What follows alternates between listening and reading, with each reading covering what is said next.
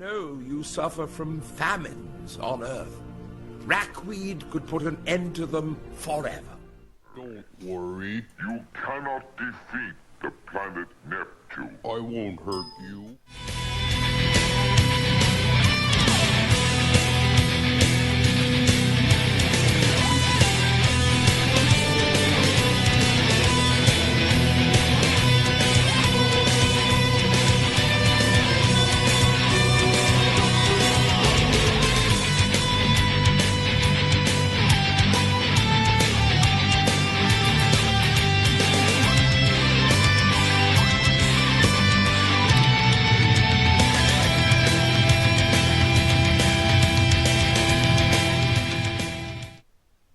Okay.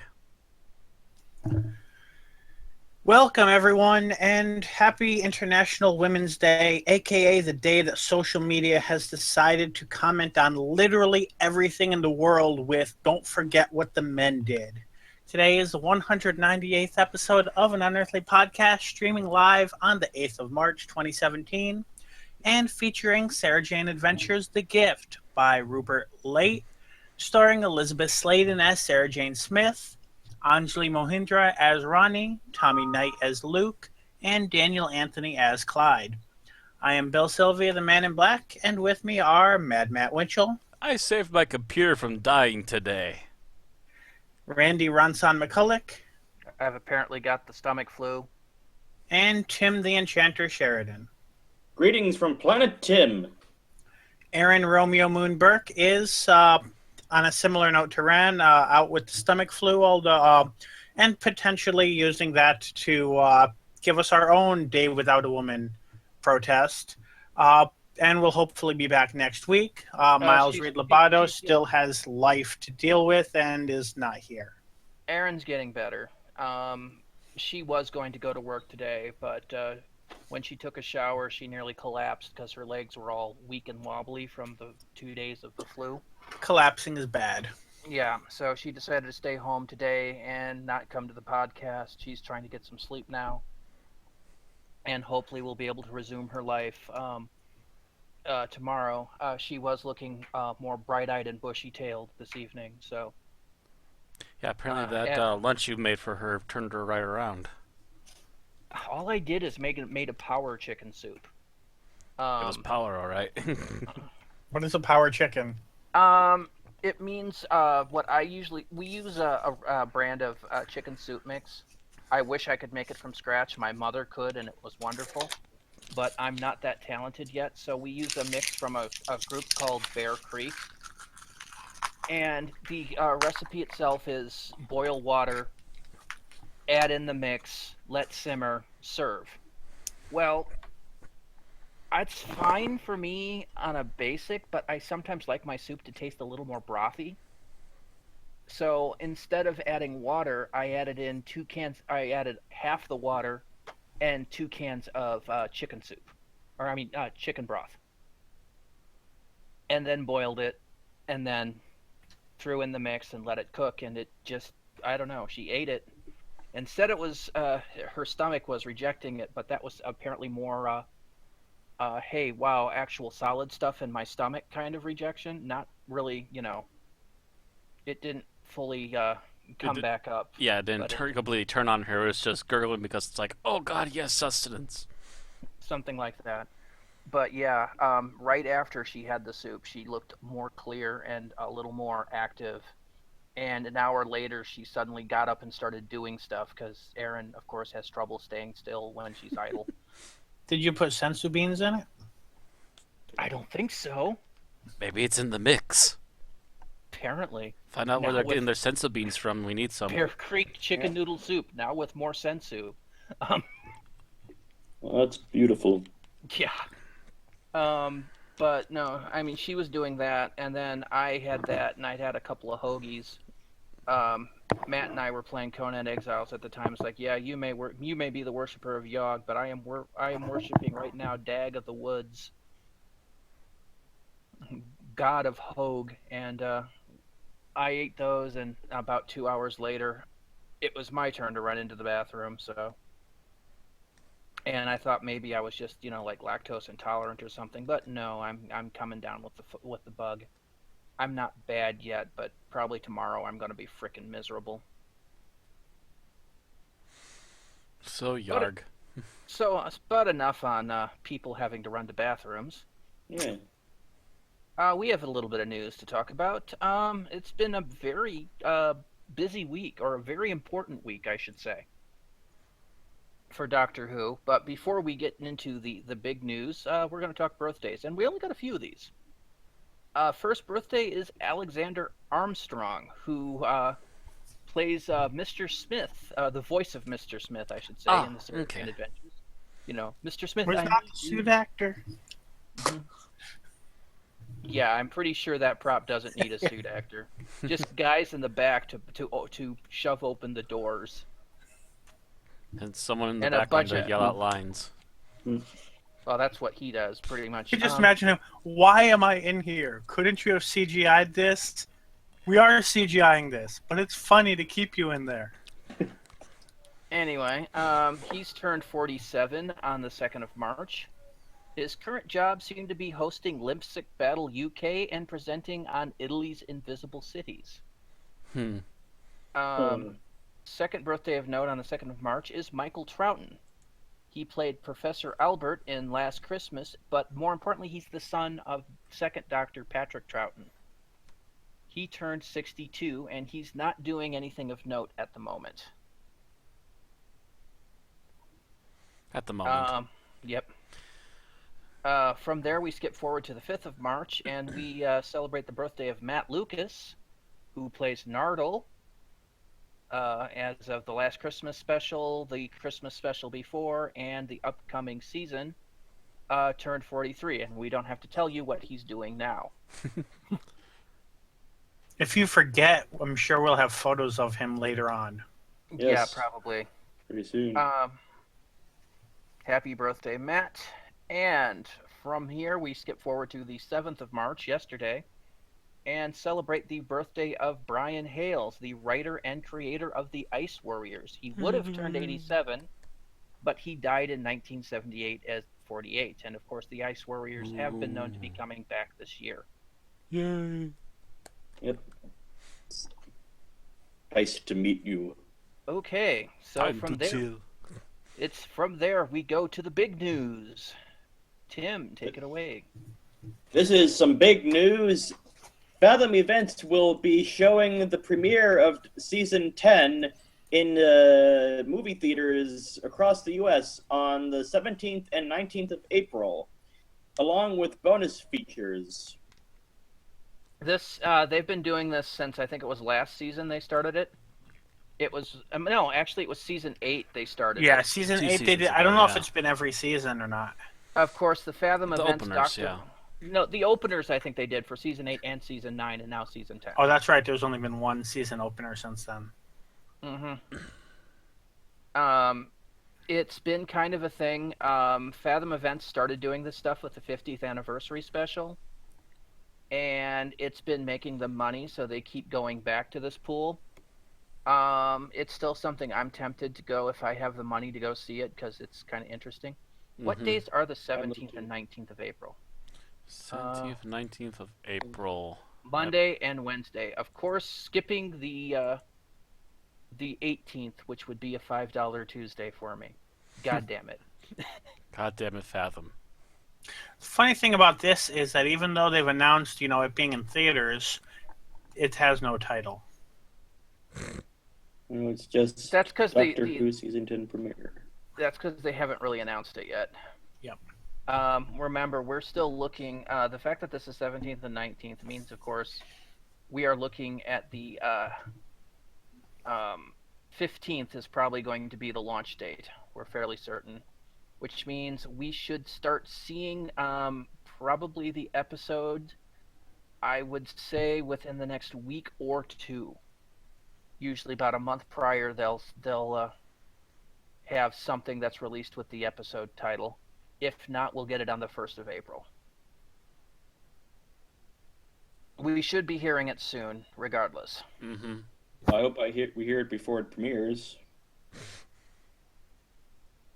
Oh, we should be hearing it before it premieres. At the very least, it'll be in the week before's radio times. I could just Oh, I see, imagine well, I've sitting. watched it. I could just imagine sitting in the movie theater. Wow, I wonder what the title of this is. God damn it, Moffat! I'm kidding. I'm sure that we'll all have watched it Saturday night anyway. Oh yeah. We'll have watched it. We'll probably have been talking about it behind your all's backs. Yep. Anyway, we also have some more news of the coming season, and that's the last 2 episodes of Series 10 will feature the return of the original Cyberman from the planet Mondas. And we should make a point that, yes, we're not just talking Mondazian Cybermen, we are talking 10th Planet Cybermen. And they look so weird in color. Oh, yes, they do. Told you they looked a little off. And I knew those were bare hands, by the way. I always did. But they have, if you take a look at this picture, they have painstakingly gone through. And made them look exactly like they used to, yes. Mm-hmm. I would have considered spray painting the Props face to with them. silver. But that would ruin what the original spec was, Bill. Yeah. And, you know, I mean, they probably look a little different than they did if they looked at, like, color production photos. Mm-hmm. Because Also, I think they may have made the chest things a bit smaller, so they're less cumbersome. Possibly. But Because I remember those They're- things being huge. they're still fairly damn close. Yeah. Otherwise, But, they're fairly accurate, is what we're But, getting. yeah, because you got to remember that stuff had to be recolored for color coding. Stuff that used to be white was green. The Cybermen might have been blue for all we know. Just, you know, done in a way that in grayscale they looked the proper silver, and this is the proper silver. Mm-hmm. But yeah, And these are in HD versus Yeah. 1966D. Yeah, and I'm hoping that they do the original voice. Because if We are Cybermen.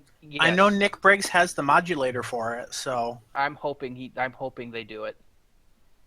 Because that would prefer to be unbelievably cool. Is if they look and sound like classic Cybermen. he's used that voice at least twice, possibly 3 times since he's been doing the Cyberman voice, so he should definitely be able to do it. Mm-hmm. Now they'll actually be able to lip sync properly this time. Yay! And of course, what would a Doctor Who finale be without Missy? Well, Hey. thankfully we won't have to find out because Missy is returning in addition to the Cybermen. She was she? No, she was not wasn't in the last series. finale, but she No, she was in the wasn't in the finale before series. that. She was in the premiere, not the finale of this one, yeah. Mhm. Yeah. Still, she seems to be hitting 2-parters in particular lately, and this is not a surprise because this will be another decent 2-parter for her. Mm-hmm. But it's up in the air whether or not Missy is working with the Cybermen or against them. Yeah, we don't know yet. I mean, we don't have a copy of the plot, and Missy's been kind of on frenemy status for a while. Mhm. So we she tends honestly to fly don't- by the seat of her dress. Now, here's the question: we know Capaldi will be going in for renewal at the Christmas after Series 10 at the end of this year. Do you think that's going to be a cue for Chibnall to renew the Master too? I don't know. Could go either way. Depends on what he So- wants to do. I mean, because We haven't had a master that lasted more than one Doctor on screen since Ainley. yeah.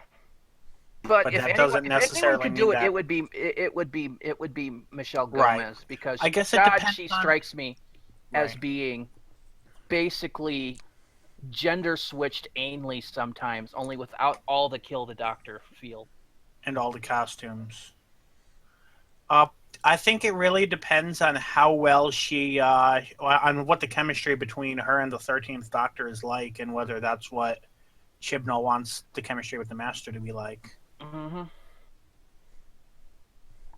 Man, You gotta wonder though. Unlucky 13. Well, to be fair, Capaldi was technically unlucky 13, thanks to the War Technically, Doctor. Capaldi's 14. Oh yeah, because Technically, of Matt Smith was yeah, Matt Sif was the unlucky because 13. it was well, if you're counting Tennant twice, yeah. Yeah, and apparently Moffat did. Hmm. That would actually explain a bit about Matt Smith, then, wouldn't it? He was a little bit unlucky on some of those scripts. Anyway. Yep. Anyway, we also have new photographs out for the season 10. And it looks like in addition to the classic Cybermen, we're also getting the more modern Cybermen. It'll be Asylum of the Cybermen. Actually, we're getting more than that.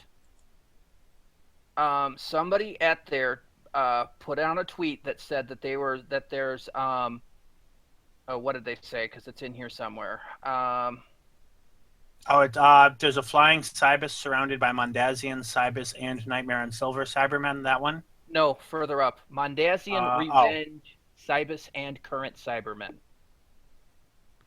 Revenge. Yes. Oh, It's so Revenge. the 80s Cybermen are back. Yeah. Not so the Nope. You got it wrong. So did somebody replying to this. Revenge. Revenge is not 80s Cybermen. That's 70s Cybermen. Revenge That- are the same ones from Invasion, aren't they? pretty much Yeah. slightly redressed. But I found that to be an odd choice So because did they Revenge Cybermen not is. mention Earthshock Cybermen, or are they not there? I didn't see them, and that hits me as being wrong because if you're going to do this, you should make this Asylum of the Daleks with Cybermen and have them all there. Yeah, and that includes the 80s ones because they're probably some of the more memorable ones. And I know David Banks works with Big Finish. So even if he's just there for one or two lines going, excellent, you know, Right. he needs to be there because it's part of the Cyberman mythos. Mm-hmm. And just to have him back for even just one episode as a Cyberman would be fantastic. Mm-hmm. Excellent. I have finally caught up with you again, Doctor. Yeah. It would be a perfect Cybermen montage of having the Cybermen from every single era show up. Every major era, yeah. Because I'm pretty sure you could make those 80s Cybermen. And David Banks is still doing acting. He could just lay on the extra cheese and be there for 1 to 2 scenes, and it would be perfect. And the modulator won't try to cut it off his ear this time. Yeah. First of all, he doesn't even have to be the one in the suit. He can be sitting there going. If he doesn't want to be, off yeah. camera, yeah. But Well, he's but I old get the now. feeling he would want to be full ham, so he want to probably do it full suit too. Well, that depends. I mean, David Banks is old now. He is 65 years old. Yeah, but it doesn't mean he has to be the lead marching Cyberman either. He could just take it easy and stand back for a while. Yeah, I know, but that's the age where you're not going to be looking to be bidding in the suits and stuff. Depends on Unless how you're big of Anthony the Daniels. Cyberman is inside of him. Anyway. But yeah, he should be there. The Cybermen should be there. The 80s Cybermen should be there. Yes, we've got the Revenge Cybermen, which, like I said, is interesting because those were the world's worst Cybermen. Oh, those are the repainted 60s ones, the late 60s Those or are the- 70s ones. Yes, Okay. those are the repainted invasion suits that Well, had there's- no vocal modulation whatsoever. Yeah. Scrolling down, I'm seeing that there are, I'm seeing that there are partial converts, which are, I guess, in this episode called Top Knots. I don't know if that's probably a code name. I doubt that's the real, but we'll see. But yeah, it should be. You should have Cybermen from the 60s, and we're talking the stuff from like the early to mid Troughton era. Yes, you need to have those in there too because they were a big stepping stone. Oh, the moon-based Cybermen. Mm-hmm. The moon-based, the Tomb Cybermen. Moonbase / Tomb ones. Yes. I hope there's a cyber controller. It's I mean, hard. It's sorry. hard. I mean cyber planner is what I mean.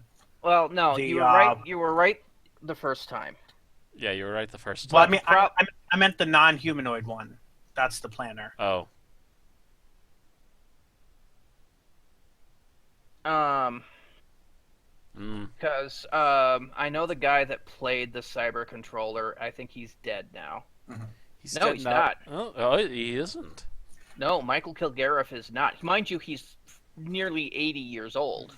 Yeah, I wouldn't be surprised wouldn't get into a suit anymore. But I mean, I having know, him on for voice work. I know for the Cybus ones, they took the Big Finish Rassilon actor and made him into a new controller. I don't remember if he died at the end of the episode or not, though. Might have. I think they've died at pretty much almost the end of all of them.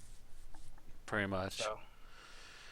But yeah, I mean, if you could just get the Cybermen from every era in a huge mashup like this, it would be the most unbelievable tribute to the Cybermen, and we would be and if you did it right. Right. Don't write it like Asylum of the Daleks. But where you have them there and not doing anything, because that was the big problem with Asylum is they build all the Daleks there, but not many of them did anything. You had the special weapons Dalek, which shouldn't talk, but at least should have been able to move around and hit something with its or shoot its death blast of doom. So I've got to say, between this and Magician's Apprentice, like it seems like Missy is crowding in on what should be everybody else's crowning moments. Yeah, it does. Because that's another problem is she shows up and starts chewing scenery. Scenery is tasty. Delicious scenery. And mind you, Ainley did the same thing, but Classic Who knew not to have Ainley and the Daleks. Yeah, Ainley and Davros never tried to share screen time. Correct. And neither did Ainley and Banks, if I remember right. The closest we had was Delgado and a Dalek Supreme. No, there wasn't Ainley and Banks. 5 Doctors.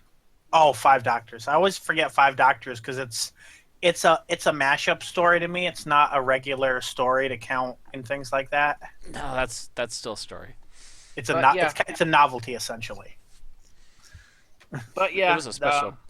But it's the only time that you had Ainley and Banks doing in the same bit. And they were lovingly hamming it. Anywho, we've kind of sat here and deliberated on this one a bit. Yeah. Well, it's a big thing, but yeah, I think unless anyone has anything else to say. But yeah, there's not much else in here. There's a few scenes where you can see some weird, patient-looking people walking down the street. It's in one of the videos. But I see a picture of Missy with a blue paintbrush. Oh yeah, that's from the reveal of her coming back. Yeah, but it's the one right above that where you see these guys weirdly dressed with what looks to be like blood racks walking down the street. If they're this, I think they're the ones that one of the caption was describing as partially converted Cybermen. Yeah, because they've got full gray, it looks like surgeon's cloaks. It looks like that stuff I used to wear on AO, Matt. There's a short video of what looks to be the new companion Bill walking with what looks to be a homeless man. Yeah, nothing really. There's no audio, so you can't hear anything. And they walk over to a set, so I'm not quite sure what's going on there. Right. And we don't see anything yet with Nardole, Missy, or the Doctor, so obviously there are plenty of reveals yet to come, because obviously at least 2 of those 3 are confirmed to be in the episode. And I'm not counting the publicity still as being a photo of the Doctor from the set, because it's a publicity still. Yeah, it literally is a publicity still, but it was a nice reveal. But you can see one of the videos up there is some of the Mondas Cybermen messing around. Looks like they're setting up for a particular shot and making sure the special effects works. Right. So either way, this is going to be interesting. Yep. Hopefully on the good side. All right. Now we can move on because there is nothing else I could glean from these. Yep. Okay, so that brings us to Bedford Who Charity Con. This news brought to us by DoctorWhoNews.net. They say that the third Bedford Who Charity Con will take place on Saturday, the 8th of April, and that readers of Doctor Who News can get 10% off of their tickets by sending an email to info@bedfordwhocharitycon.co.uk and mentioning that the event was advertised on Doctor Who News and that's where you saw it. Where is this? This is... Come on, eyes. Find where it is. Find where Say it's where it located? is? Yeah. I would think in Bedford. Oh, I guess Bedford's a location. Okay. Presumably. It says they support Bedford Food Bank every month, who provides emergency food every month to 500 or so local adults and children in crisis. Doctor Who fans in the area have managed to raise £8,000 in the last 5 months. All profits made at the convention, once costs have been covered, will go toward that food bank. Yes, Bedford is a location, Bill. Okay. And I have to smack you. Do you remember the Dalek invasion of Earth? Yes. Do you remember when they fled London, where they had to go? The hills. No. Where was their destination? Where was the Daleks doing their drilling?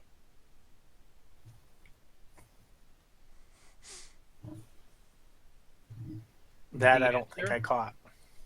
is Bedford. Oh. Or Bedfordshire, either.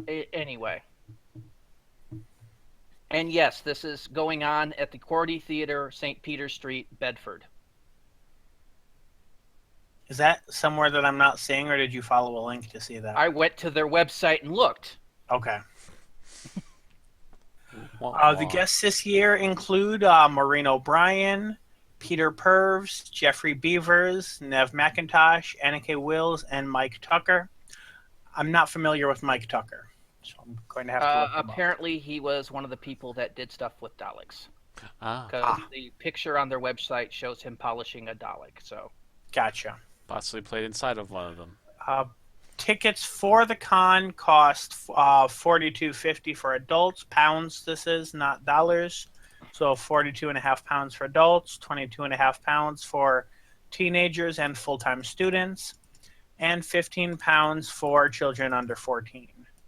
There are also family tickets available. man, that's oh yeah, Mike Tucker is a BAFTA award-winning special effects designer. He builds Daleks. He builds them, yeah. He I wonder if he runs did the model work recently. He runs the model unit. That's quite a pickup line. Which was founded following the closure of the BBC Visual Effects Department in 2003. The model unit has been basically making the model effects from basically the beginning of Doctor Who till now. Oh, as far as I'm aware. So he's part of the ongoing work there, then, huh? Mm-hmm. He might have even been a little bit of the model work back when the show was first ending. Yes, he actually used to work in the BBC Visual Effects Department in the 1980s. And when the Visual Effects Department shut down, he switched over to the model unit, which basically has done these kind of effects for Doctor Who. They won the BAFTA Craft Award for Day of the Doctor. Yes, so he did do the Day of the Doctor's model effects, which were awesome. And he also got to blow stuff up real good back in the 80s for the TV show. He also personally won a BAFTA Craft Award for his work on the docudrama Hiroshima. So, I bet you he helped with model work there too. Probably. Betcha. Alrighty. Cool. Okay. So, moving on, we have heard from our good friends at Candy Jar Books, who have released the cover for Night of the Intelligence, which is going to be a first book in a new series of adventures for Lethbridge Stewart, i.e. pretty much what Candy Jar Books has been making for like the last year or two. For almost 2 years now, yeah. The cover has been designed by Colin Howard and features apparently a ghostly version of the Great Intelligence, Professor Travers. It is a very interesting cover. I mean, for what they do here.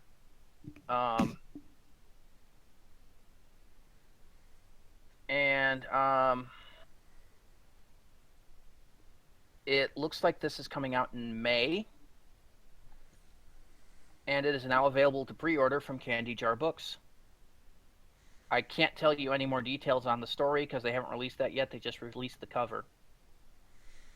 So there you are.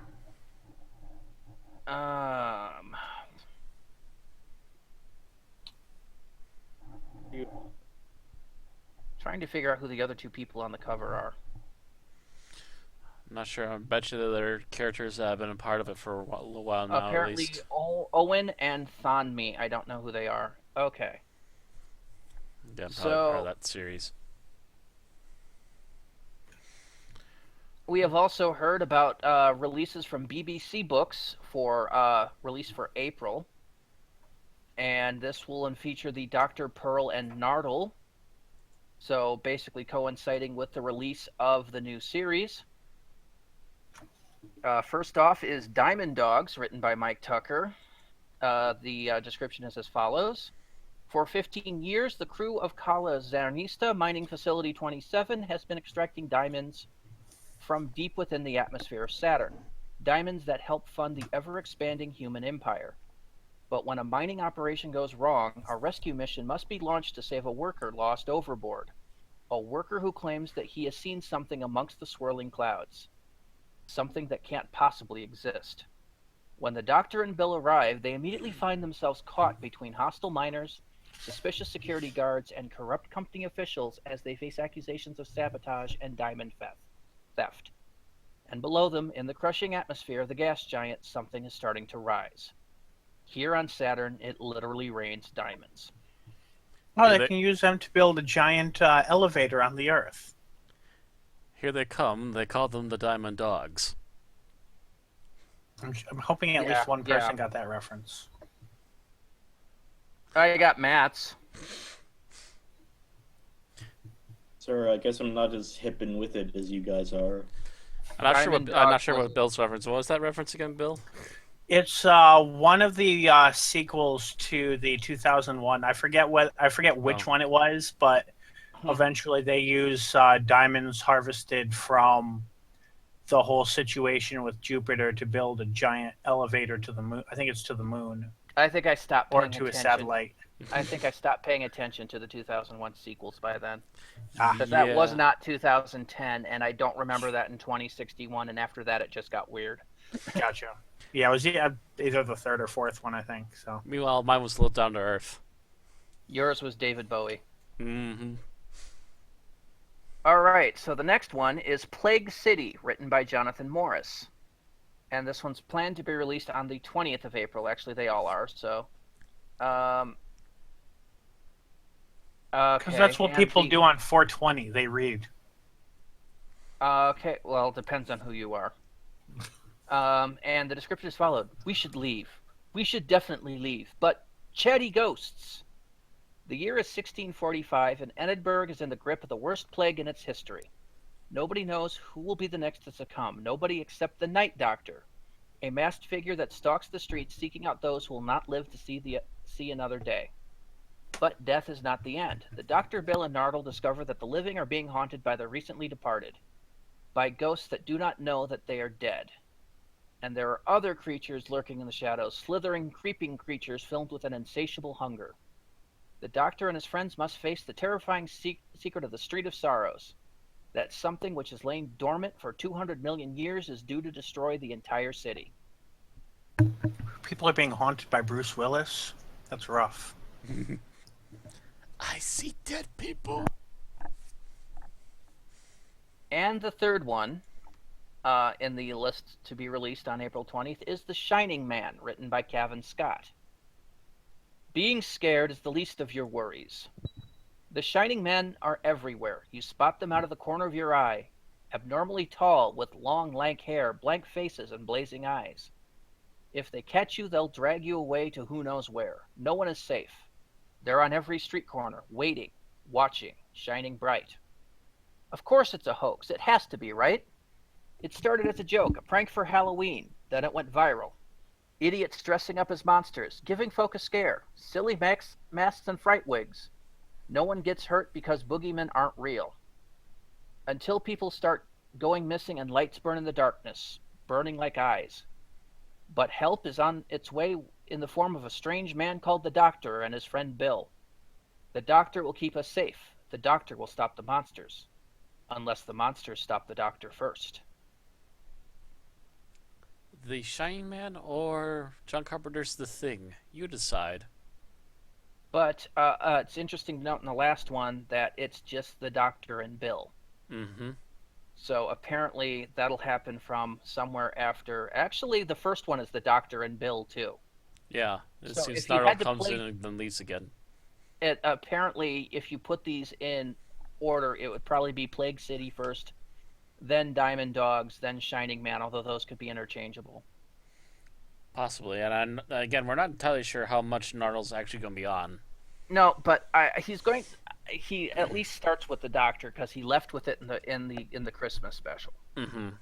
So he's going to be with the Doctor when the Doctor picks up Bill in the first episode, and sticks around for a few episodes and leaves.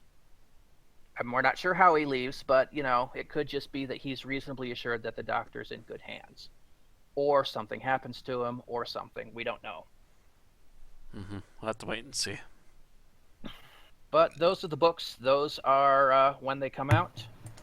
If you're a big fan of the BBC books, you're going to want to set aside a little bit of money to pick these up. No listing on price, but they're going to be whatever the BBC book first releases usually cost. I assume they're usually at least $20 paperback, U.S. price at least.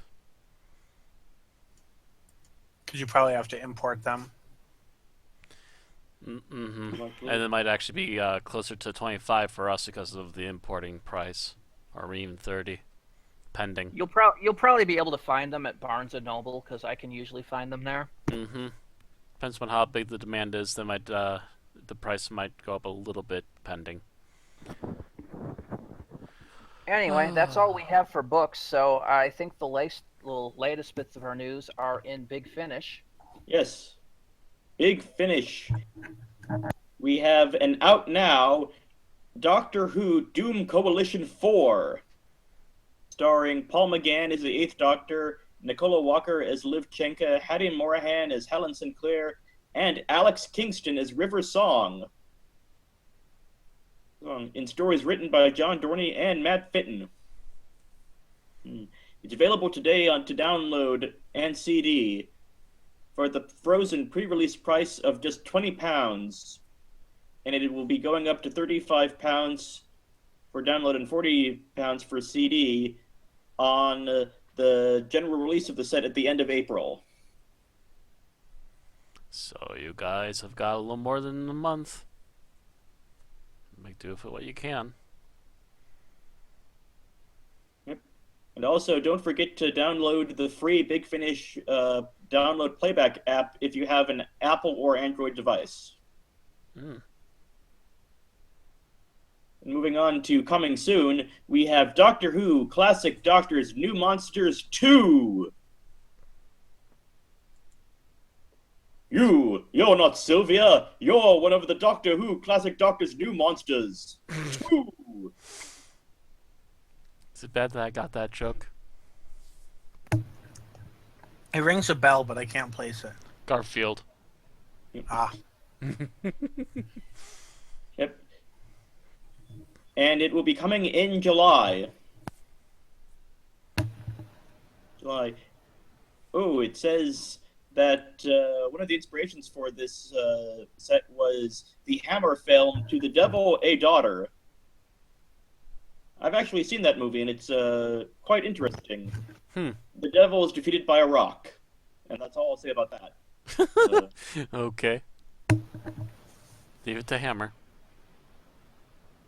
Yep. And they specifically a newly announced story on that set is what's inspired by that. It looks like. Aha. Yes. Yes. It will be the Doctor Who, the Carionite Curse. The Carionite Curse. And it will be released in July with priced at £20 for download and £23 for the 5-disc CD set, which unlocks access to a digital version. It will be a Big Finish exclusive until September 30th, and then the Frozen pre-release price ends and it becomes £30 on download and £35 on CD. I noticed they also used a less curly-haired picture of the Sixth Doctor. I remember the further in he got more blonde and curly. It's pretty curly, but it's less afro-y. Mm-hmm. Maybe to distinguish him from Tom in the other corner. Maybe. Yeah. Still early 6 by the look of him. Curly-haired doctor here. Now, generally the classic Doctor New Monsters set are without companions, so this is probably during the time where he's post Perry without having picked anyone up yet, maybe right before the trial, or right before he meets Evelyn or something. It would have to be after Perry, pre-Mel, somewhere in there. Yeah, it would have to be after he actually dropped off Mel to meet her at the proper time. Mm-hmm. Yep. Well, that's right. I always forget that right after he leaves Perry, he immediately goes to the trial. And he goes to trial and gets Mel, and then has to drop off Mel and then meet Mel again. Yeah. Right. So it's most likely after the trial before he meets Evelyn. Mm-hmm. Mm-hmm. Because after all, his abduction to the trial is what stops him from saving Mel. So. Right. Does he meet He-Man too? Huh? That was a joke. I heard he meets Evelyn, so it's like, wait, Evelyn from Castle Grace, from Snake Mountain. Wow. Perhaps I should call her Professor Smythe. Oh well. We also have a trailer out for The Lives of Captain Jack. Which will be released in June. It stars John Barrowman, of course, along with Camille Godori, Russell Tovey, Alexander Vlahos, and Katie Manning. Written by James Goss and Guy Adams, and is directed by Scott Handrock. The trailer went online today, and it features stories like The Year After I Died, Wednesdays for Beginners, One Enchanted Evening, Month 25, and it will be a special pre-release price for £20 on download and £25 on CD, and once the general release goes, the price goes up to £30 and £35 respectively. Apparently, his official release will be sometime in September. They don't have an official date yet. Have we previously covered the mini blurbs that are listed here for The Lives of Captain Jack? I think so. Yeah. I don't know for sure. They are at the very least interesting and definitely enough to make me at least think about getting it. Oh, it says here Jack teams up with Jackie Tyler in one. Yeah, we definitely have covered these. Okay. Because I remember that. I remember talking about that. Jack and Alonzo. Also, we have coming in May, my birthday, but enough of that. We also have Unit Assembled, featuring Gemma Redgrave as Kate Stewart, Ingrid Oliver as the always welcome Osgood, and team fighting aliens and other extraterrestrial creatures in stories such as Call to Arms by Matt Fitton, Tidal Wave by Guy Adams, Retrieval by Guy Adams, and United by Matt Fitton. It will be released in May, and it can be pre-ordered now for £20 on either CD or download.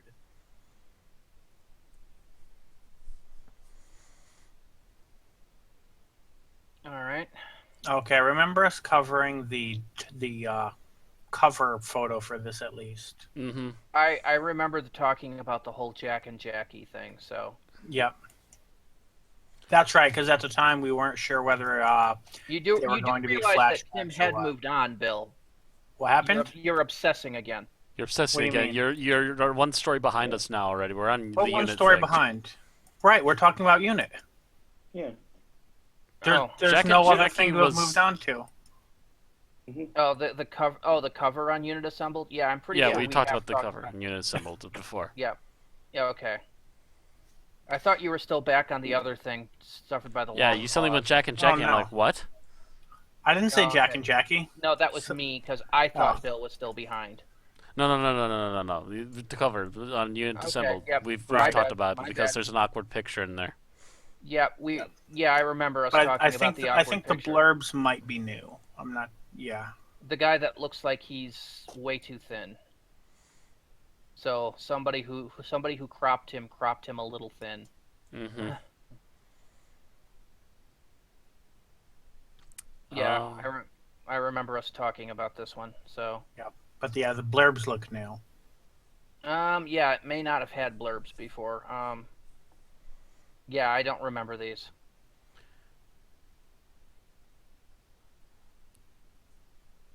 Anyone want to read them, or should I start reading them? That should be Tim. 'cause Oh, it's I his can article. Tim.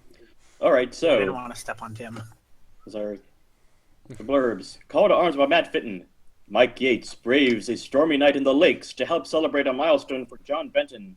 An evening of fond reminiscences of old glories and friends awaits, but a long-buried past is about to catch up with them. Meanwhile, on the rain-lashed moors, what begins as a routine mission for modern-day unit quickly becomes a fight for survival. Tidal wave. When an experimental tidal power generator needs its eco-friendly credentials checked, Kate Stewart calls in an expert. Soon, Joe Jones is bound for Project Charybdis in the South Atlantic, along with an awestruck Osgood. But out at sea, a treacherous plan is set in motion to awaken ancient race. Beneath the seabed, an army is sleeping. An army of sea devils! Then we have retrieval. As the Earth's primeval rulers reclaim their birthright, Unit must stand against them, and Kate Stewart and Osgood must venture into a Mediterranean stronghold to retrieve a means to fight back. But a Silurian warrior is on their trail. Once she has the human scent, Commander Triska will never give up the hunt. Then in United, the Silurians hold Great Britain under siege. Grand Marshal Jastrock rules the seas and the skies with reptile forces. On the ground, Commander Katana crushes all ape resistance. With Kate I think Stewart that's trapped- Kalana. Oh, sorry, my bad. Commander Carlana crushes all ape resistance. With Kate Stewart trapped, defense of the realm falls to Unit's old guard. Joe Jones, Mike Yates, and John Benton are ready to do their duty and stand united. Okay, so that definitely answers the question, and they're definitely not flashbacks. Yeah, that's very interesting story there because first, you have one story with Mike Yates and John Benton, then you have one with Joe Jones, each interacting with Unit on kind of a separate thing, and then you have the Avengers Assemble Right. episode. Because yes, he was reading that, and my brain started going, "Always we will fight as one." The only thing it's missing is that that interim unit team with what's her name that used to be a Nazi. Fuck, I forget her name. Question right mark? I don't know what you're talking about. now. She traveled with the Seventh Doctor from the alternate universe where the Nazis won World War II. It was a thing. It must have only been in audios. Yeah, it was audio only. Yeah, But she apparently. became unit scientific advisor, and they kind of dropped her. They dropped that unit series because they got the rights to New Who. Yeah. Kate Stewart was shinier. Yeah, not surprised, to be honest. But the first story with Alex McQueen as the Master was supposed to be the premiere of her unit series. Yeah, it got canon supplanted. Canon suddenly okay. had its own ideas, and they were really good, and they were allowed to have them. Mm-hmm. But yeah, so this looks interesting. might look at it later. Mm-hmm. But moving on, because I had a little bit I wanted to talk to in the other sci-fi fantasy department here. So currently, Star Trek Discovery is currently in filming, but the rumors we're getting out of it from people close to the production staff is ill-winded at best. It sounds like this big sloppy mess. So what we do know about it is, of course, that it's supposed to be coming out. It's been delayed in release date twice now. It was supposed to actually have started airing as of, I think, the beginning of this year, and instead got delayed until mid-2017, and is now talking about not coming out till the tail end of 2017. Originally, the production staff was supposed to be Brian Fuller, Alex Kurtzman, and Nicholas Meyer was supposed to be attached to it, as well as Rod Roddenberry. All of them, I think, are no longer attached to it. So they've gone through a complete production staff changeover. We know when fans have last year at Comic-Con, when they released the trailer of the new ship, fans were not happy about it. And they said it was a work in progress, but we have not seen any updates since, and all the new material seems to be still using that design. Sonequa Martin Green is currently in there in the lead role. She's better known as Sasha Williams on The Walking Dead. Jason Isaacs, who played Draco's father, Lucius Malfoy in the Harry Potter movies, is going to be the commander of the ship. Captain Lorca. James Frain is playing Spock's father, Sarek. Anthony Rapp as a space fungus expert, and Michelle Yeoh will be the captain of the starship Shenzhou, who's supposed to be also in there. And Doug Jones as a science officer that's a new alien species. Yeah, I'm not particularly thrilled by this ship, by the way. Yeah.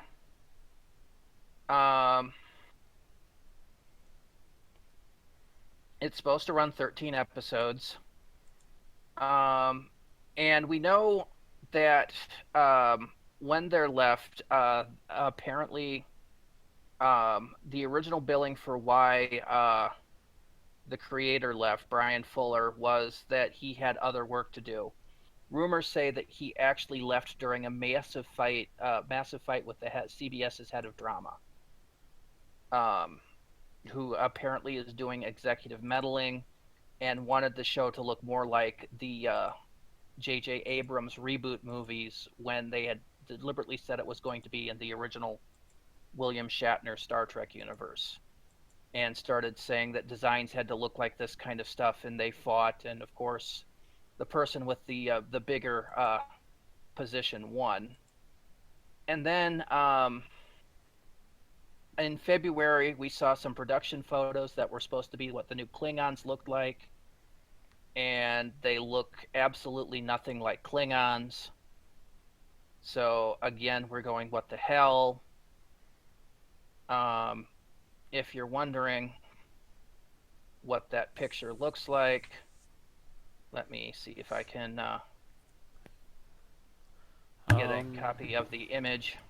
Discovery, Klingon. Which is interesting, since the JJ verse already had Klingons. Yeah, and these look closer to the JJ verse, but they still look very, very messed up. Yeah. Not seen anything so far. I posted one in channel, Matt. They look a little more like something you would see in Jabba's palace. Yeah. Well, according to the rumors, the head of drama doesn't like science fiction and probably couldn't tell you Star Trek from Star Wars. Then he shouldn't be involved in that aspect of the production. Oh, no, I agree with you. Nope. He shouldn't be. Maybe he should be involved in, overseeing plot lines of character interaction, but he shouldn't be meddling with things that he doesn't know. Yeah, I agree. These look terrible. And the thing is, and the production staff agrees with you, the production staff is not happy. The writers are not happy. according to, and this is all according to rumors, the production staff is not happy, the writers are not happy, the actors are not happy, and are looking to get out of their contracts. So it's Netflix, basically potentially one man. If everything we're hearing is true, one man's ego might be bringing the entire production crashing down. pretty much. Netflix is apparently very upset, and Netflix, of course, has purchased the rights to air this in every place but the United States, where it's gone to CBS All Access. They have put so much money into this, they have paid for the production of this series. And they're not happy and are possibly looking to get their money back. Oh yeah, I'd be asking for my money back. Oh, here it is. Yeah, I just finally found it in the search I originally started. Yeah, sounds like it's a big, scary mess. Some people are doubting that Discovery will actually see the light of day, especially if Netflix does sue and get their money back, because that'll immediately throw it into development hell. And while the litigation is resolved, and everything will just go to crap, and it's going to cost CBS a crap load of money, and it's already costing them a crap load of time. And if they continue with productions like these Klingons and some of the other rumors that we've heard, like the fact that they're going to be using the Sarek's father character, James Frain's character, and are going to be using some kind of trans-dimensional explanation to explain the other characters that Mark Leonard played in the Star Trek universe as being like extra-dimensional facets of the same person. Let me just go over here and groan. Yeah, it all sounds like a whole bunch of crap. Stuff that the fans wouldn't, will not let fly, because they will absolutely nuke this thing. And that's the problem with doing a prequel, is the fact that you know what the technology is supposed to look like. This is supposed to be 10 years prior to Kirk. We technically know what the technology looks like 10 years. So it should be basically between, so it should basically be between Enterprise and Kirk. It's supposed to fill in the that various gap. Kirks. The thing is, we already know what that looks like. Yeah. It's called The Cage. The original pilot was supposed to be that exact same era. And we know what technology looked like then. We knew what the uniforms looked like then. And what they're showing is nothing shows like this. Also, the same guy is also trying to make it look like the most technologically advanced Star Trek yet. Which is you wrong. Can't do which George Lucas did with his prequels, and you know what happened? Nobody was happy about it. Correct. People are making the same damn mistakes. And I don't think the people making this have as much clout as George Lucas. No, if you want to make the most visually stunning, most up-to-date Star Trek, you have to take it past the latest stuff. Right. You would have to take it past Nemesis into like what Star Trek Online does. And that or even if they did it in the new movie verse and had a reason, like they found something new that they didn't find in the original verse. Right, but that's the new movie verse. That future hasn't been written yet.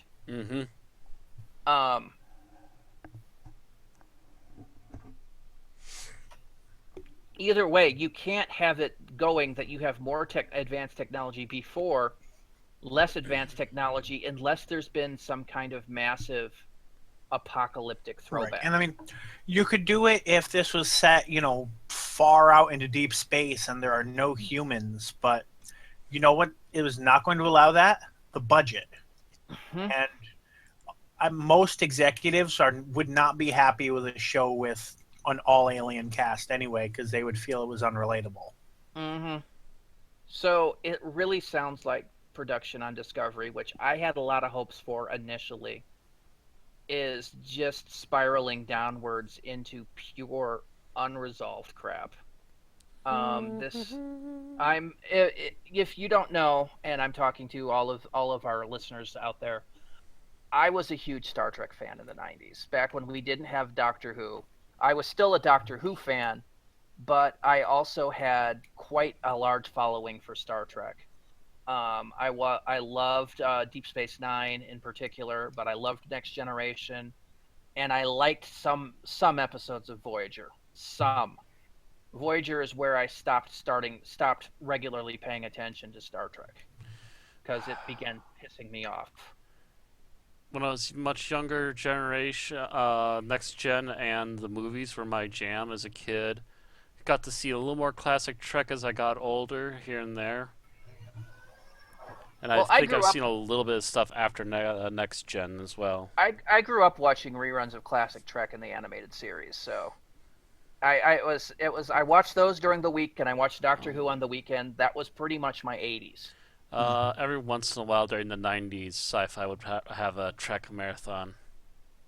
Yeah, I grew up with a box set of the first 5 Star Trek movies, and then the Sci-Fi Channel, whatever they happened to play when I turned it on. Mm-hmm. When Next Gen first aired, my mother and I watched it regularly for like the first 5-6 episodes, and then we trailed off for a while because it wasn't that good its first season.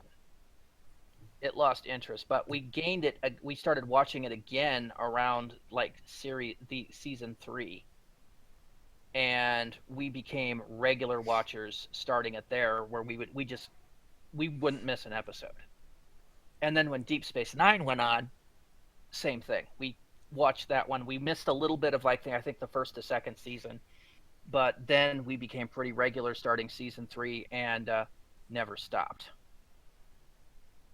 And that was kind of our 90s was that kind of stuff. So I know quite a bit about Star Trek, and from what I'm hearing, I had a lot of hope for this starting a new franchise revolution, because we haven't had Star Trek on TV since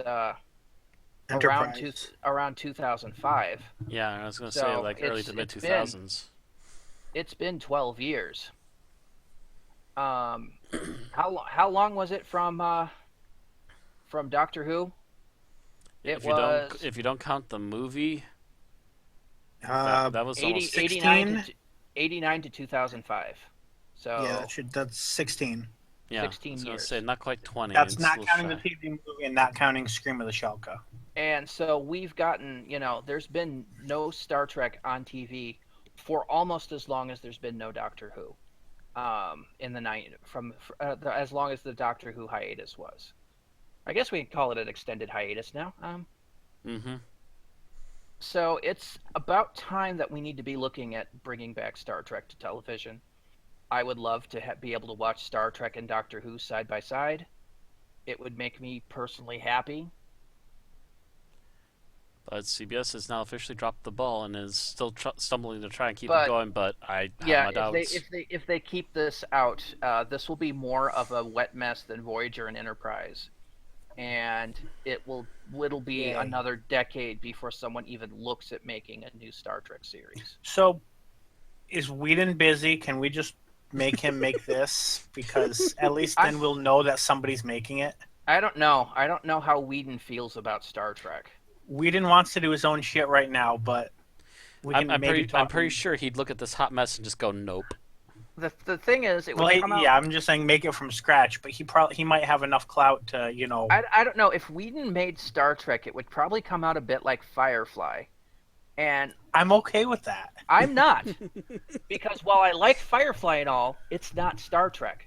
It's kind of part of my issue with the J.J. Abrams verse, which I only allow because it's its own universe, is the fact that it's a bit more Star Wars, which is fine for Star Wars, but Star Wars isn't Star Trek. It has Firefly is that whole sci-fi western thing that Star Trek was trying for in the beginning and didn't quite hit. Yeah, but Star Trek has since developed into its own thing. Star Trek was originally supposed to be more wagon train to the stars, but it started to come out more.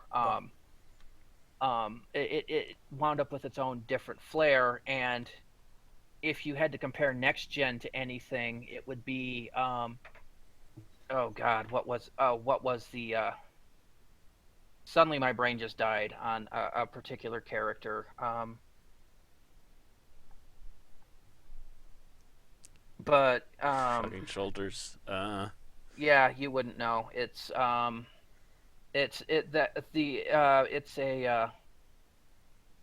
not your jam. but it was there was a fictional military character that was big for a while. Horatio Hornblower. It came out more like Horatio Hornblower in space. Okay, I've heard the name. I'm not really I've familiar heard of with the name that. too.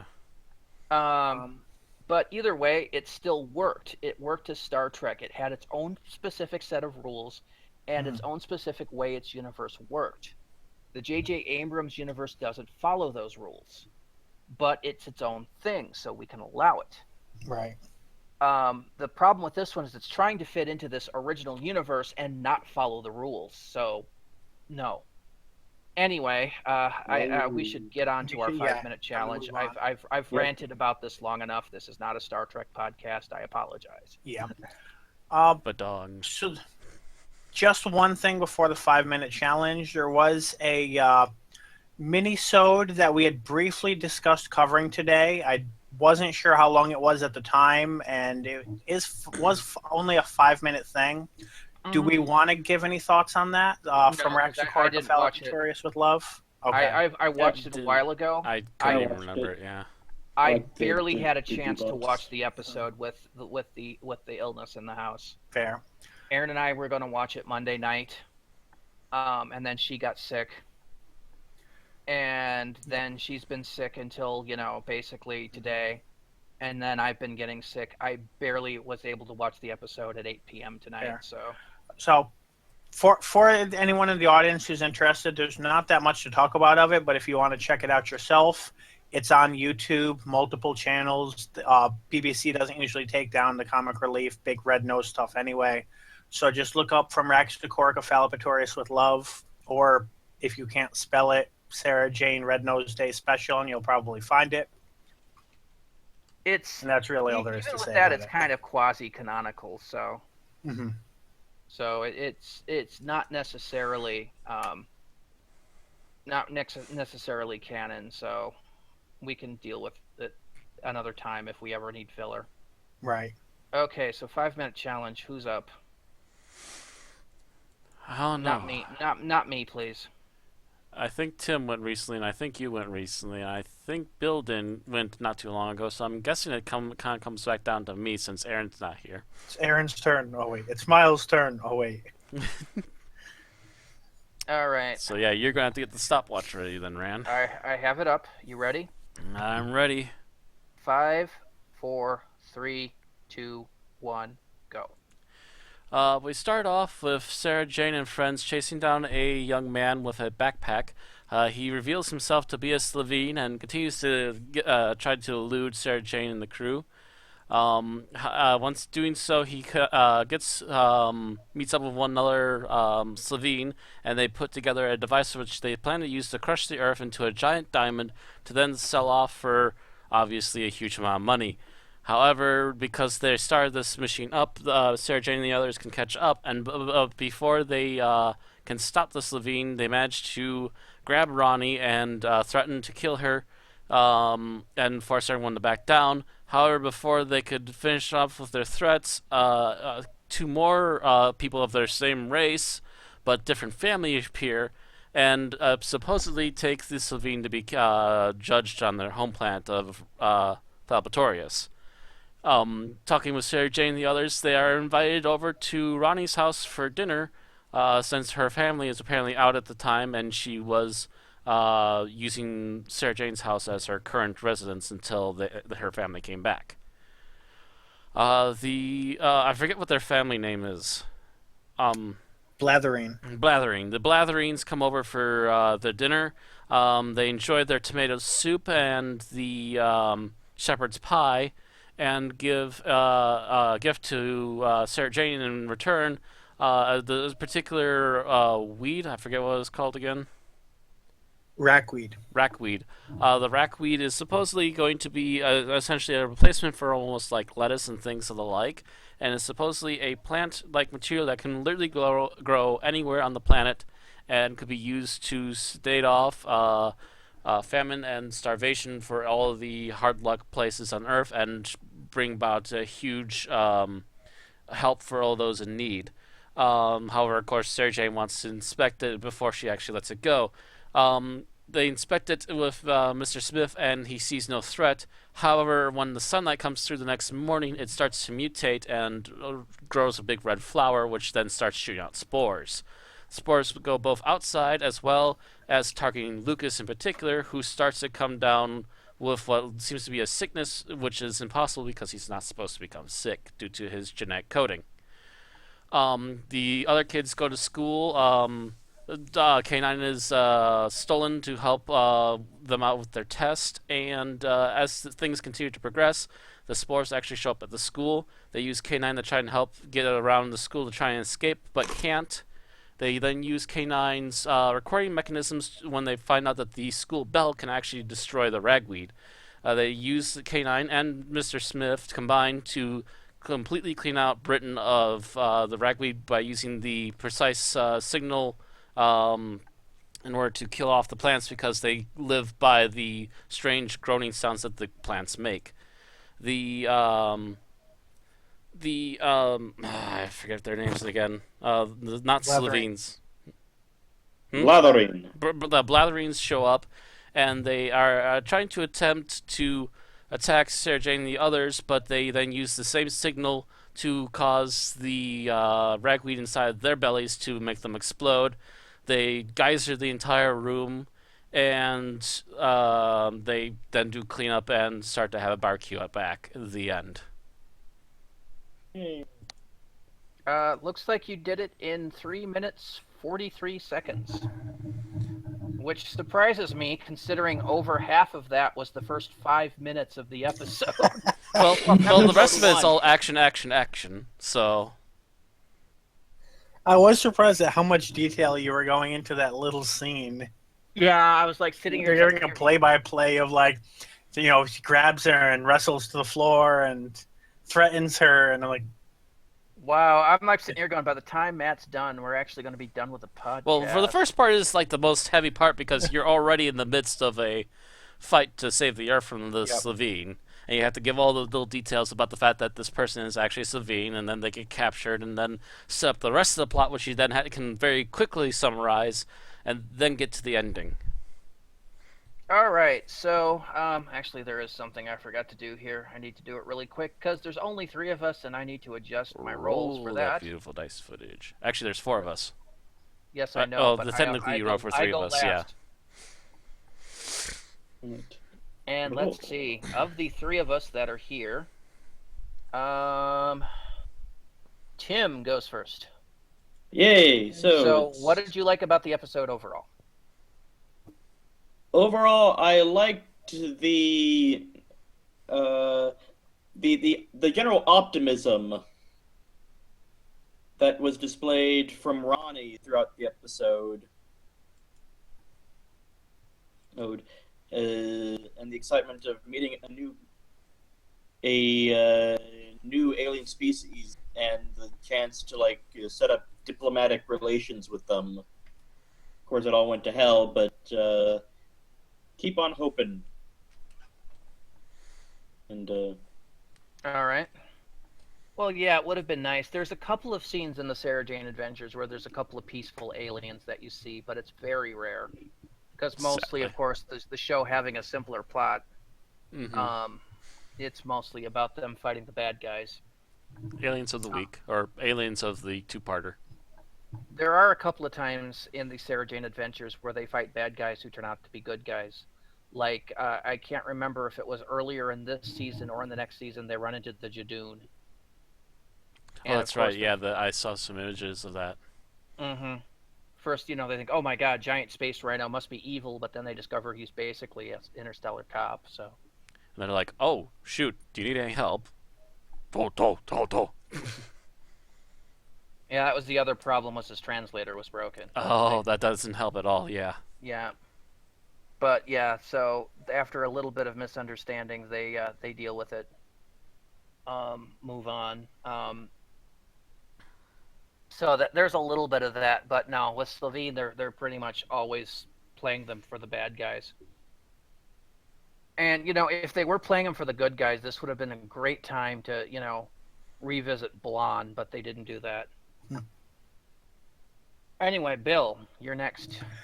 I want to say I like that they managed to do that that kind of superhero scene in the beginning where Sarah Jane just marches in and demands they fix things, and yet that still doesn't manage to make her seem overpowered for the rest of the episode because obviously they get the drop on them. It feels very 11th Doctor in a good way. Kind of interesting you would say that because I believe this was the first Sarah Jane Adventures that was done under the new regime. I'm not sure about that. This was either the first or the last of the old. I'm checking air dates now, but because I know Series 3. No, this would have been the last of the old regime. This would have been the last of the Russell regime.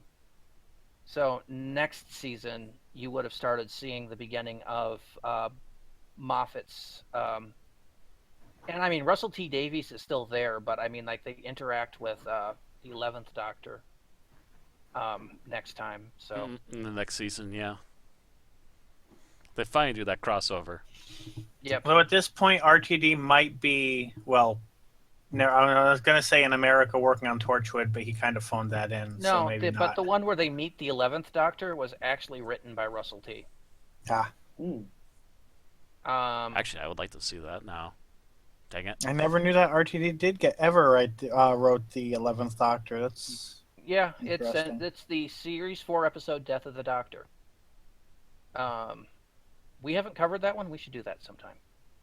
Oh, so he's the one who made up that joke about the 1,000-something regenerations. Mm-hmm. Which the fans took serious, and I heard it, and I'm like, yeah, he's being facetious.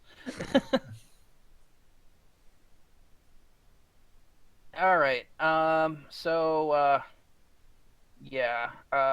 Gareth Roberts did the other Doctor Who Sarah Jane Smith crossover for the wedding of Sarah Jane Smith, which was prior to this episode. Rupert Light would do Lost in Time under the next regime and hadn't done any more for this one, so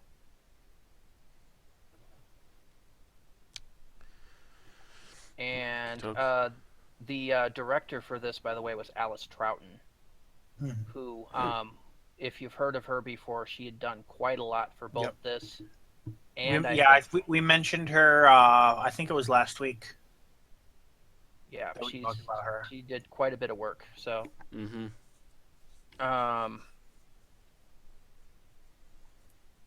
she's continued to do. She's done stuff for the Flash too. Oh, well. Yeah. It's a small world after all. But we knew that the Flash were big Doctor Who fans. Yeah.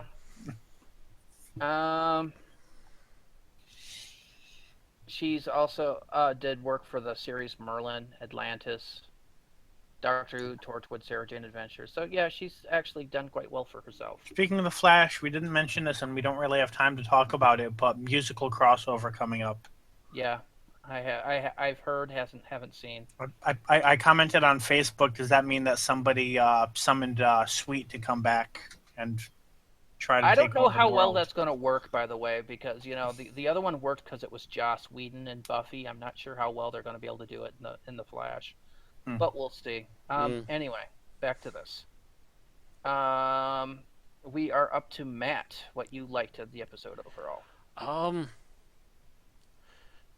Actually, I have to say I quite like the plot of it. I like the fact that they actually played off of what we actually already knew of the Slitheen and their parent family background, and then actually tried to pull it against us. And then it's just they actually held on to that card as long as they could in the first episode, and then like in the last quarter of it went ha ha. And then the rest of the episode played out more or less what you would expect from a Slitheen episode. But I like that the first act was all holding the cards to their chest until they decided it was time. Okay. I like the fact that there was a lot more canine in this episode. Oh yeah. Oh yeah. Yeah. K9. Canine was actually a major portion of the character and not just a Chekhov's gun or a MacGuffin that was just used once. He was there. He participated. Yeah, as compared to the last time we saw him, he was probably one of the major flaw, or the one I don't think any of us considered a major, but the last it was episode a major was flaw, kind but of he was a very Deus much a Ex Chekhov's Machina. gun. He was very done Deus Exy, and it was Deus Ex meets Chekhov's gun, yeah. Because he'd been pulled up before. Yep. And I believe it was something that happened somewhere over the course of this season. Is yeah, I think it was starting the episode 3. Is you get more and more canine. Because I think the BBC finally officially took notice of the "it's okay to use him" tag that they got. Yeah, every episode after the second, and by the second, I mean the second pair of episodes, also has John Leeson credited, except for the Eternity Trap, and that looked to be a Sarah Jane Light episode. So, Kanan was probably with Sarah at the time, so yep. that would explain that. But yes, it's very nice to see K9 being useful and being K9 again, and having time. Because the thing is about having K9 is there's a lot of personality quirks in K9 that if you don't have time, if he doesn't have screen time, you really don't get to see much. Right. And even on School Reunion, you weren't able to. You only get a couple of scenes like that. But here you have him annoying Mr. Smith, who annoys K9, and it was just. The computers playing off of each other was actually great chemistry for the show. Yes. You have him annoying Clyde and almost getting him caught. Yep. Like how he says, like, this is unethical. Although I'm still not sure why he didn't didn't just like blow Clyde off and go back to the attic himself. But I guess that would have messed up the story. I love the fact that Clyde manages to convince him. Logic. He managed to use his own kind of logic on K9 and go, I'm the smartest guy here because I'm the one that was smart enough to bring a computer here. Oh. All right. That works. So we talked about what we liked. Let's talk about what we don't like. And Tim, you're up first. On the opposite side of optimism, I really didn't like Clyde's cynicism. That's kind of his purpose in the show, though. Yeah, but still, like, the first time we see the Blatherine, they literally save Sarah and company from the Slitheen and the Earth from being crushed into a diamond. Of course, it turns out to be like we want this plane for ourselves thing, but it's kind of tough to watch someone profile alien species like that. Well, at the same time, though, he has every reason to be cautious because of what their race has done before, and he was absolutely right. Mm-hmm. Yeah, that's the thing. You can't really call it cynicism if he was actually right. It's not even if you're, it's It's not. He's rightly paranoid, and he's proven right to be paranoid. Now, if he had acted out really aggressively, I could understand not liking his negativity about it.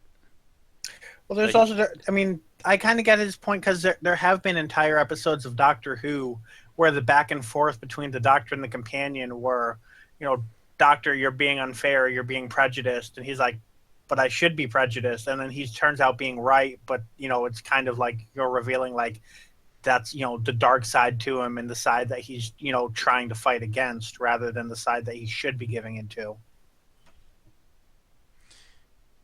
Into the Dalek immediately comes to mind, although I know there are others. Yeah, in particular, the Doctor is very biased against the Daleks. And But he then has again, a right to be. I do Right. believe he has every right to be biased against the Daleks, considering all the shit that has happened under the Daleks, And all the other shit that nearly happened under the Daleks. up to and I think- including the Time War. Mm-hmm. Well, the Daleks, by their nature, are a free pass to be biased. Mm-hmm. They are essentially the Doctor Who version Nazis, so... Oh, they're super Nazis. They're genetically programmed that way. Mm-hmm. It's kind of interesting that the Doctor treats Davros better than he does the Daleks. That's because there's Because possibly hope Davros, there. he can banter with Davros. Mm-hmm. You can't banter with a Dalek. The Doctor's tried. He has Yes. tried. God knows he's Even- tried. Even though the current Doctor claims to be anti-banter, he's not anti-banter. He banters when it Face it, best suits You've him. all had this same nightmare. Yeah. He tries to be anti-banter and fails. Okay, Bill, so what was your least favorite thing about the episode? They brought back the farting. They also brought back the older skin suits. Yeah.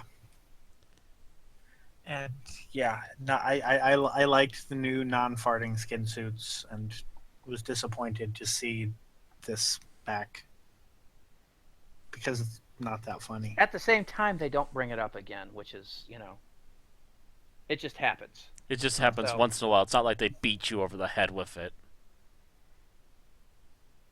All right, Matt, your least favorite part of the least favorite aspect of the episode.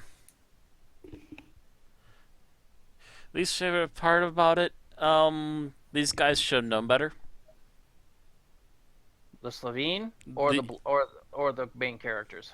Actually, the Slitheen types, the new Blagreen, what? I The forget. blathering. Blathering. I know it started with something and B and ended in the. The Deans should know better by now because they probably have heard enough stuff, not only about Sarah Jane, but also about the Doctor, and their constant ability to stop them in the midst of their plans. Yeah, if I ever forget the name of the Blatherine, my brain just goes to Blathering Blatherskite. DuckTales. Woohoo. The original DuckTales, thank you very much. Yeah. Not too keen on what I've seen out of the new one, except for Scrooge McDuck's voice. Sounds good. Thank you, David Tennant, actually being a Scotsman and voicing a Scotsman. Okay. But yeah, essentially these and what also gets my gourd is that they start talking up so much smack against Sarah, even though they haven't won yet. They thought they had won. They thought Right. they had one, but they obviously hadn't yet. They hadn't completely won yet. Too many counting the eggs before they hatched, sort of deal here. I can't agree with you. I do think the Slitheen should probably have at this point realized no. The We've been Slitheen stopped by the themselves in Doctor, particular and should we've have been known stopped better, by but Sarah Jane twice. Let's just cut our losses and not go to this planet because it's not profitable. it's not profitable. We've lost not only to one of their exceptional heroes, but now basically the local people populace has even started to win against us. It's over. I would like to see how a more prepared unit. I would have loved to see how Kate Stewart would have done against Levine. Yeah. When Mr. Smith was saying, "Who will save the Earth if something happens to you?" I'm like, imagine a Brigadier series. I was just sitting there imagining a series of Brigadier Lethbridge Stewart saving the world. The 5 fact rounds that rapid. They used Class as a spin-off annoys me because I would love to see a unit spin-off with Kate Stewart and Osgood and a new unit team. That would Wouldn't be nice. That would freaking rock. I came up with an idea earlier today, but it's off topic enough that I would rather mention it after the podcast. But So yeah, probably Okay. hold on to remind me that to mention chestnut. that. Yep. Okay. Yeah. But no, you just think by this point that Levine would just be, I'm gone. Mm-hmm. I'm done, gone. The Yeah, why Blathering, are you however, trying? The Blatherine, however, I can see doing it because, the Slitheen A failed. little The bit, but Slitheen are also they idiots. admitted that they're half-bloods too, so they know what the Slitheen have been up to, and Right. Yes, should but know that this is remember going to be a very they difficult seem to task. think they're better than Yep. they're better than either the regular Blatherine or the Slitheen. Like Yeah, Mm. they think that they're the Slitheen plus cunning. yeah. So they think they're better off and would have a better chance. So I can see that. The Slitheen shouldn't have been there though. The Slitheen should have actually been working on a way to get off planet instead of crushing it. Okay. What I didn't like, and this is merely on a personal level right now, was them blowing up at the end by making the Raxweed basically explode in their innards. That was just a bit wrong for me right now. But then again, I have stomach flu, so That's not helping your mindset right now, yeah. no, it's not. I will write that one off as being biased in particular. All right, favorite scenes, Tim. My favorite scene is the scene where Clyde tries to convince K9 to help him with the test, and he just says, screw it. He picks him up and walks in, and is like, this unit must not be removed as... I was waiting for an alarm to go off in K9. I really was. I'm pretty sure Sir Jane's going to install one now.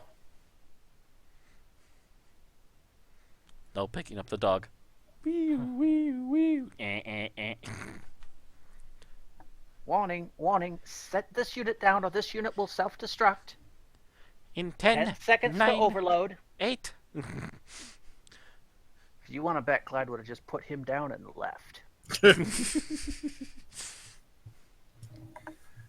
Okay, so Bill, your favorite scene.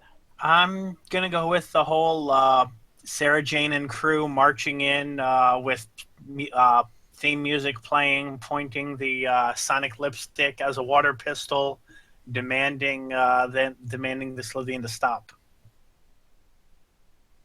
All right, Matt. Actually, one of the scenes I really liked, and it was a nice little play on some, obviously knowing the Slitheen and their weaknesses, was that she pulls out a giant futuristic super soaker with vinegar and heads off to the Super soaker. Slitheen. Of Yes. vinegar. That What was have fun. we been saying? This is what we have been waiting for. She probably bought it specifically for in case case Slitheen she needed come it back. against Slitheen, yeah. Super soaker. Going to their vinegar. ship, Mr. Smith. Beam me up. All right, I have to go with the point where he convinces K9 to help him cheat on the test at school. Because Just by his using that logic. that circular logic. He kirks K9. Mm-hmm. Clyde kirks K9 into helping him, and I just thought that was a great moment. Also, honorable mention goes to K9 not wanting to contact Mr. Smith.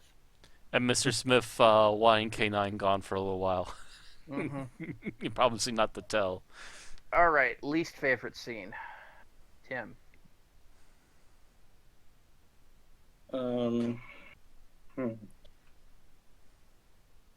Yeah, I know. You're suddenly rapidly back up again because we're 2 people down. Yeah, that's interesting. I didn't. There wasn't a scene that I really didn't like, so I'm gonna have to pass. Okay.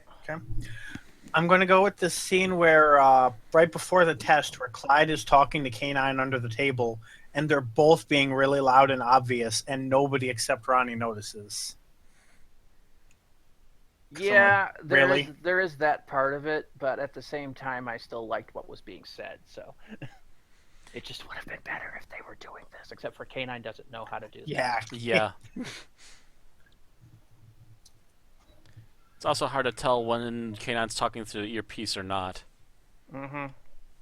It would have been nice. I don't think he ever talks through the earpiece except for. Yes, he did. He did until it went static. Yeah, but it would have been better if the voice had been muffled or a tinny, Right. mono side. Or something, Yeah. yeah. So just some sort of extra effect to let us know, yeah, he's just hearing it Especially through the since you headset. you can't see his mouth moving, obviously. Mm-hmm. All right, so your least favorite scene, Matt, or was that yours? No, I was just pointing out some of the flaws with that particular one. Okay. Least favorite scene? Actually, here's a good question. What happened to the Slitheen that were at the beginning of this episode? Very good episode. Good question. Oh yeah, because they said they teleported them away. But wait to where? They were being saved for next season. Considering the fact that they didn't like the Slitheen, they might have just scattered their atoms into space. Yeah. Possibly. But what if Sarah Jane asks questions? Actually, what am I saying? She wouldn't have had time. I was just going to say, what if Sarah Jane started coming over to them and asking more questions, but then again, they were only there for a short period of time because they had to go. Mm-hmm. Quote, unquote. Either that or was they got back to the ship, they had them for dessert.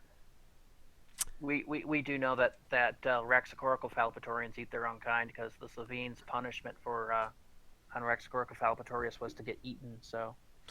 So that could have possibly been what they did to them, is they might have been part of that meal that they were still munching on when Sarah came over. No, that was all rackweed, but yeah. You never know what they added it with, though. They might have been the topping. Mm-hmm. And yeah, my least favorite scene, Blatherine blowing up, enough said. My stomach churns just thinking about it. Blathering blowing up. Alrighty. All right, final thoughts. So, yep, final thoughts. Tim. This was a nice episode. Not too remarkable, but not too terrible. I liked the "we can all work together for a brighter future" monologue that Sarah Jane gives at the very end, and I think we could use more of those nowadays. They tend to save those for series finales, or for season finales. Mm-hmm. But I had not too many complaints, but nothing too remarkable. So this was just a pretty good episode. All right, Bill. I feel like this episode was kind of a backslide after the really great episode we got last week. But then again, that was, a major. I think it was the first season finale. Was that what it was? Mm-hmm. Yes. So that was kind of a major landmark, whereas this was kind of more along the lines of just another episode. This was a third season finale. Third season finale. So it wasn't terrible, but it felt disappointing seeing them in sequence. It felt a lot more like the Slitheen from Revenge of the Slitheen than anything else. Otherwise, like I said, it wasn't bad. It just was disappointing after the great episode we covered last week. It was definitely some interesting ground. They kind of did a little bit of the edutainment thing, but not. I guess you could argue whether they beat it over the head with the cheating thing or not, but it wasn't too over the top. Yeah, and it was nice Wait to till next have week. K9 involved. I guess that's about it for me. All right. Yeah, if you want disappointing, wait till next week. Oh God, yeah. Oh, great. I'm not sure what the lineup is, so I'm waiting for the end of this episode. So my feelings on this, I do feel like this was a step back. This was kind of a step back to, the previous episode before the last one we reviewed, which was the beginning of first season, not the end of first season. At the same time, they still had at least a decent plot. They could throw in a few decent twists. And we also got an additional character that we absolutely love from Classic Who to be a regular part of the cast, which is fantastic. And it kind of does make up for it a little bit, but doesn't make up for what they did to the Blathering in this particular story. I finally remember their names. Does the blathering blatherskite help? I'm thinking it's just that we've had to hammer Blathering in it so hard that I'm finally starting to remember it again, and I'll probably forget it in about a week. That's my sense memory for names. But yeah, essentially the Blathering are slightly a step back, and it's probably because they had to reset up the new Slitheen, and it's kind of understandable probably why they didn't come back to them, because essentially they're just a new paint job on the old costumes. Unless they would have gotten enough budget to re-up the costumes and do some more touches. That and this, I think, was the last Raxacorica Fallibatorian appearance to date. To date, except for the From With Love, and I'm not sure when that was. I think it was a few months beforehand. Okay. Yeah, which is why Bill was trying to squeeze it in. I know they were going to. I think they were going to feature a Raxacorica Fallibatorian in the End of Time, in the end scene, but didn't have the budget for it, if I remember right. Okay. That's a frequent problem with That's Doctor one Who. of many alien species that got cut out of that scene because of budget. Mm-hmm. All right. So my opinion on this is it's nice to see K9, and he does bring something to it, but all he does is make this slightly better for what is kind of a mediocre episode. Mm-hmm. And it's not really part of the acting or the directing. That's both fine. It is mostly the writing that fails this episode, and it's mostly just characterization of the writing. It's mostly the characters of the Slitheen seem to have gone back to a much earlier stage and a lot more basic. And the Blathereen really don't feel any different from the Slitheen, other than they're addicted scum. So you don't really feel like there's it's a difference that makes no difference than, oh, hey, look, they're orange. So that's really kind of a letdown. So all in all, it kind of balances to being slightly above average. All right, so now we go to scores. Tim. I will give this 3.5. That's right. I need to turn my numlock on just a moment. Hate it when that happens. Like, why the heck is it off? All right, Bill.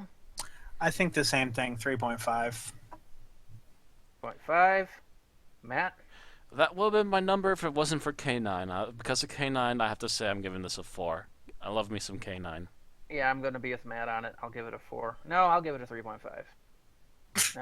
I thought about it. K9 gives it above a 3, but it doesn't make it all the way to 4. So Yeah. 3.5, which will average us out to 3.6, as there's only 4 of us tonight. 3.6. We'll have to hear from the other two later. Yeah, we'll hear from Aaron at least. At the very least, we'll hear from Aaron soon, yeah. And 3.6 puts this in the lower half of our ratings, coming in at number 115 of 193. And that's really it for the gift. The high point was really last week's, which got that impressive 5.0. It was. Yeah, the Lost Boy was totally earned that though. That was actually a really good episode. That would have been a really good episode for Doctor Who, much less Sarah Jane. It was just if they would have just kept stepping it up or keeping it at that game, then they could have kept owning that. But now that you mention it, we are going to have to, in either next season or the season after somewhere, put in the 2 Doctor episodes. The wedding of Sarah Jane and the death of the Doctor. Yeah. And put those into our viewing schedule somewhere, just so you guys can get to see them. Yeah, I haven't seen. There's also the fact that it won't be too long from now that we run out of Matt Smith episodes. So. That'll definitely be part of the count there. We don't have a lot of Matt Smith left. Yeah, we've reviewed we don't have too much of him left. We've reviewed half of his first 2 seasons, and then the entirety of his last season. So, Series 7 Series 7 we've done all of. That was our first season, and then we did all the ones that Moffat wrote, which were about half of his other episodes, plus any that had Daleks and any that had Cybermen. So a couple on some 1, of 2, that. 3, 4, 5, 6, 7, 8, 9, 10, 11 episodes left in Matt Smith. Whereas we have a lot more in series, Tenet, because I can see 10, 11 right here, and there's still more white going the other way. So, we never did a review on School Reunion. Nope. Oh wow! I need to do that. Really? Nope. Yeah. I never did a review. Oh. It's one of those that we talked about enough, but we haven't done it. Yeah, I guess so. We need to go back there. Marty, I gotta go back. Mm-hmm. And of course, yeah, we still got a lot of Sarah Jane, so yeah. Yeah, there's still plenty of Sarah Jane, thank goodness. Oh yeah, I mean we've barely touched Sarah Jane we did most of Sarah Jane in Pertwee, but we still got quite a bit of Sarah Jane and Tom Baker. 1, 2, 3, 4, 5, 6, 7 serials. 8 classic Sarah Jane serials left, and most of the Sarah Jane adventures. So yeah, a lot of that left to go. Thank goodness for that. Otherwise it seems like we're done for tonight. Oh wow, we got like 20 people watching. Hello, folks. Oh. Hi. Unfortunately, yeah, we're just finishing here, so you want to take us out, Bill? Yep. All right. So if you enjoy listening to us, please go ahead and like the video and subscribe on Twitch and YouTube so you can keep catching our new broadcasts and releases. You can always like and follow us on Facebook at facebook.com/unearthlypodcast and twitter.com/unearthlypod. And if you want to support us, you can head on over to patreon.com/unearthlypodcast and do so there. All right, and next week, with the Slitheen done all under our belts, we switched tracks from one spin-off series to another as we celebrate John Barrowman's birthday. I think a little late, but we do by always doing an episode of Torchwood. Last year we did Everything Changes, the first episode of Torchwood. Now we move on to the second episode, and it's John Barrowman and the Torchwood cast fighting sexually transmitted aliens in Torchwood, Day 1. Oh dearie me. Yep. I believe that was written by Russell T. Davis. Chris Chibnall, actually.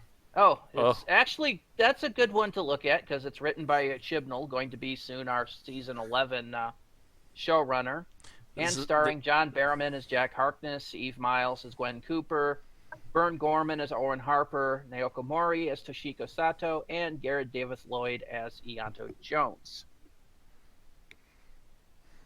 So, Also known as the episode of Torchwood that nobody likes. Not the worst one, but not the worst one, but there are some worse ones out there. But this one was an awkward one, as I recall. We'll have to have another look. Yep. We'll see you next week. See you Bye-bye. next time.